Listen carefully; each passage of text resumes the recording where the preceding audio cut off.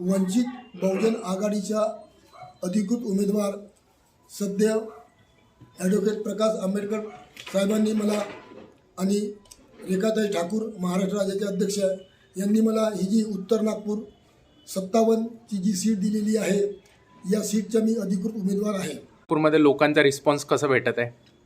मी उत्तर नागपूर विधानसभामध्ये 4,35,000 मतदाता आहेत. मी असा अनुमान लावला की एका घरी 4 मतदाता आहेत, तर त्या हिशोबाने उत्तर नागपूरमध्ये 1,08,500 घरं होतात. तर त्या 1,08,500 घरापैकी मी 30,000 घरावर 30,000 घरी मी आणि माझी टीम, वंचित बहुजन आघाडीची टीम, युवा आघाडी, महिला आघाडी आणि पॅरेंट्स बॉडी या तिन्ही आघाड्या माझ्यासोबत आणि माझी व्यक्तिगत जी टीम आहे, असे 12 लोकांची 6 टीम बनवली मी आणि पूर्ण उत्तर नागपुरामध्ये घरोघरं जाऊन 30,000 घराला मी टार्गेट केलेलं आहे. ते 30,000 घरं जे टार्गेट केलेले आहेत त्यामध्ये मुस्लिम समाजाचे लोक आहेत, त्यामध्ये सिंधी समाजाचे लोक आहेत, त्यामध्ये पंजाबी शीख समाजाचे लोक आहेत, त्यामध्ये ख्रिश्चन समाजाचे लोक आहेत, त्यामध्ये OBC समाजाचे लोक आहेत, कुणबी, तेली, माळी इत्यादी लोकांना मी टार्गेट केलेलं आहे. आणि त्या अनुषंगाने मी 1,20,000 मतदान घेऊन मी या उत्तर नागपूर विधानसभेमधून निवडून येत आहे. कारण की इथले जे 20 वर्षापासून नितीन राऊत काँग्रेसचे आमदार आहेत, त्यांनी उत्तर नागपूरमध्ये ज्या मूलभूत सुविधा असतात त्या मूलभूत सुविधाकडे दुर्लक्षपणा केलेले आहेत. उदाहरणार्थ उत्तर नागपूरमध्ये आजही नळाला घाणेरडं पाणी येतो, तो त्या पाण्याची त्यांनी ते करू शकले नाही.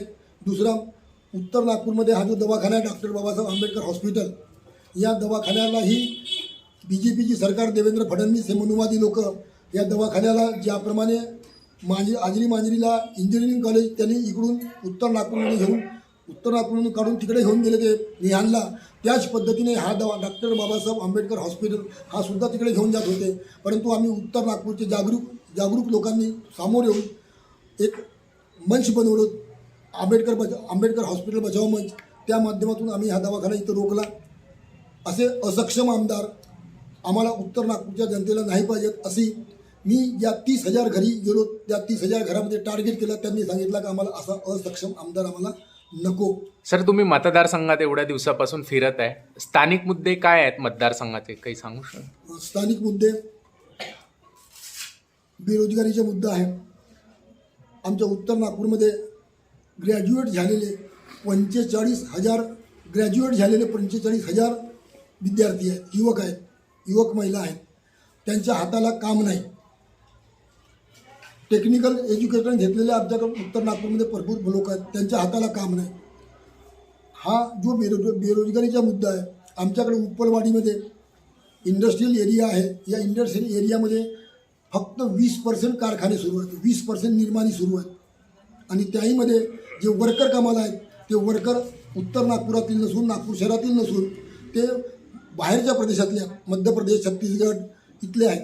आणि म्हणून मी जर आमदार झालो तर ह्या ज्या उपलवाडीला हा जो इंडस्ट्रियल एरिया आहे याला मी 100% सुरुवात करणार. आणि माझ्या उत्तर नागपुरातील बेरोजगार लोकांना 25,000, 28,000, 30,000, 32,000, 35,000च्या पगाराने त्यांना मी तिथे काम लावून देणार. कारण आमदाराला तेवढा पॉवर असतो की तो आमदार आपल्या इलाक्यामध्ये तसा करू शकतो. अजून काही प्राधान्यक्रमाने काही मुद्दे आहेत सर, तुम्ही निवडून आलास प्राधान्य द्याल? मुद्दे आहेत. हा जो शिक्षणाचा खाजगीकरण झालेला आहे आणि महाराष्ट्र गव्हर्नमेंटने ह्या ज्या सरकारी शाळा बंद केल्या, या सरकारी शाळांना मला उच्च दर्जाच्या इंग्लिश मिडियमच्या CBSE शिक्षणाच्या शाळा मला उत्तर नागपूरमध्ये खोलायच्या. कारण आज आमच्या पालकांना, जे बिचारे रोजीरोटी कमवतात, त्यांना आपल्या मुलाच्या शिक्षणाकरता 1,00,000, 1,25,000, 1,50,000, 2,00,000, 2,50,000, 3,00,000, 4,00,000, 5,00,000 असे पैसे भरतात. आणि त्यांना तो सरकारी शाळेमध्ये तो शिक्षण मिळत नाही, म्हणून त्यांना त्या खाजगी शाळेमध्ये त्यांना घालावं लागतो. आणि त्यामुळे पालकावर हा जो आर्थिक भूर्दंड बसतो, तो आर्थिक भूर्दंड मला कमी करायचा आहे. आणि म्हणून मला उत्तर नागपूरमध्ये मी आमदार झाल्याबरोबर पहिल्याच वर्षी 5 सरकारी शाळा मी अशा उघडणार की ज्यामध्ये उच्च दर्जाचं शिक्षण या गरीब विद्यार्थ्यांना, या सामान्य वर्गातील लोकांना सामान्य जे जनता आहे त्यांच्या पालकांना मुलांना तो शिक्षण मिळेल हा माझा जो पूर्ण मुद्दा आहे. सर तुमची मुख्य लढत कोणत्या पक्षाशी आहे? माझी मुख्य लढत ही काँग्रेस पक्षाची आहे अच्छा अच्छा. आणि काँग्रेस पक्षाचा उमेदवार हा आजच्या तारखेला माझ्यापेक्षा 30,000 होटाने मागे आहे. मी 90,000 होटे घेऊन नंबर 1 वर आहो.